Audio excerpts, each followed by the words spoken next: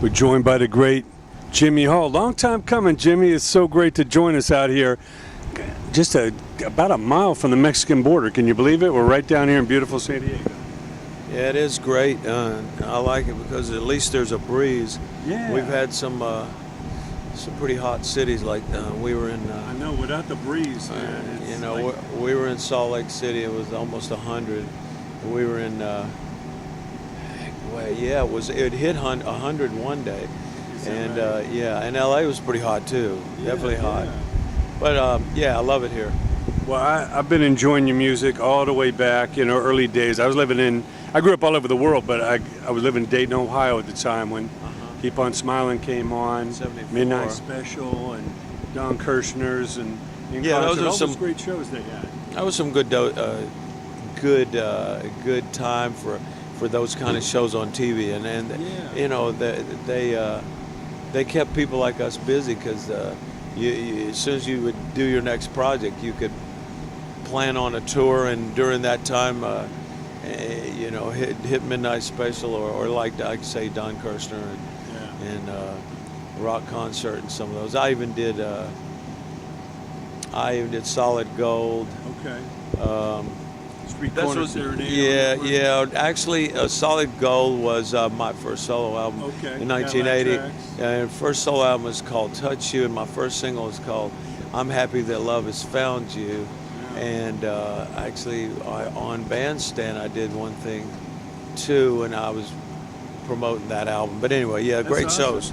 Now, growing up in Alabama, I know, you know, gospel music was through the house, but what was some of that first secular music that really got you going? Well, my late father,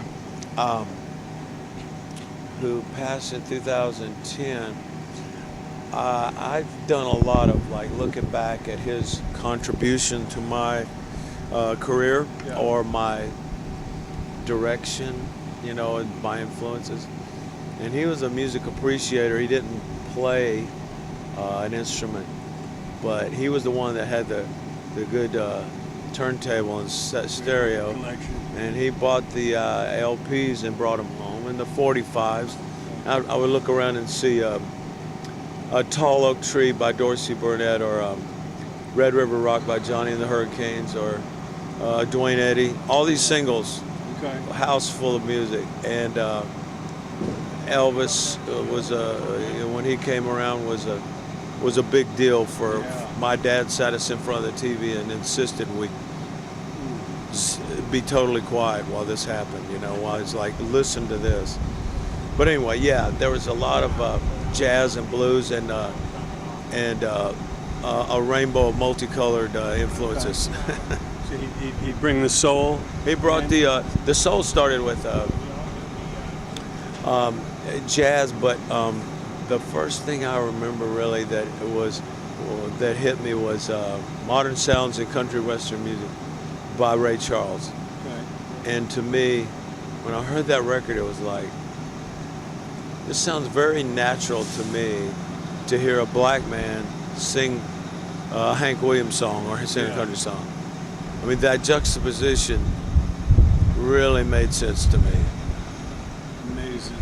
Well, you grew up in the heartland of it, you know, all the clubs, the artists, you know, turn around, you know, talking to these great British guys like Paul Rodgers and, you know, Jeff and all these guys, you know, all their heroes were the American blues and soul artists. Isn't that amazing that the South of America really influenced that whole generation in England? Yeah, a lot of that stuff was, you know, even the Beatles are listening to Little Richard and all those people, and Arthur Alexander or somebody. You know, I was friends with so many of these guys at Muscle Shoals, and they tell me the connections between the Muscle Shoals and Beatles songs, and going, yeah, they liked Arthur Alexander and they did Anna, you know, and